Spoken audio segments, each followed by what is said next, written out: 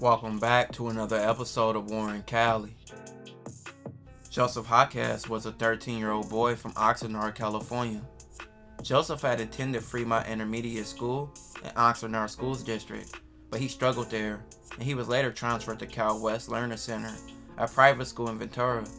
His grandmother said the district referred him to Cal West because of his behavioral issues, and he began attending classes there. Cal West was a school that served students with conduct or emotional problems who couldn't make it on a bigger campus. Joseph's grandmother said that Joseph spent a lot of time at her house. She described him as a happy, lovable kid who enjoyed playing with her dogs and had a girlfriend who lived down the street. She also described him as liking skateboarding, riding bikes, playing baseball, and hanging out with neighborhood kids. He was just a little kid. He was trying to go to school and do better in life, as Uncle Phyllis said. He wasn't a troublemaker. But on June 10th of 2009, Joseph's future would change that fateful night. Police responded to a call of shots being fired at 8 p.m. that summer night near Roosevelt Avenue and 1st Street in Oxnard's La Colonia neighborhood. When officers arrived, they found the boy on the ground. He suffered from gunshot wounds in the torso, the back, and also the buttocks, taking his life. Investigators believe gang members were responsible for the fatal shooting of the 13-year-old Joseph. He was on the sidewalk in the Oxnard La Colonial's neighborhood, police said. Joseph of Oxnard was pronounced dead at St. John Regional Medical Center in Oxnard around 8:32 p.m., less than 40 minutes after he was shot. An autopsy later determined that he died of multiple gunshot wounds. He was walking on the sidewalk when two men in their late teens or early 20s walked up to him, and at least one opened fire. The man was last seen running from the area after the shooting. Police said no one were arrested at the scene. Police said based on witness statements, they believe the killers were gang members. The victim, however, did not appear to have gang ties, police said. Relatives said that Joseph wasn't involved with gangs. They said he apparently followed his older brother out of his grandmother's house shortly before the shooting.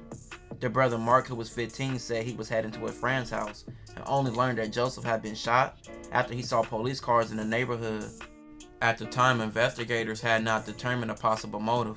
Detectives continued to canvass the neighborhood and interview relatives and friends of the victim. Oxnard police spokesperson would say they gathered at the grandmother's house about a half-mile from the scene of the crime. Grieving relatives said they didn't know why anyone would want to kill Joseph. His grandmother Bertha said that when she heard about the shooting, she ran all the way to the scene. "I just can't accept it right now," she said. "He was a good boy." Joseph's grandfather Ralph said he was an innocent kid. "It's cowardly how someone would do a shooting like this."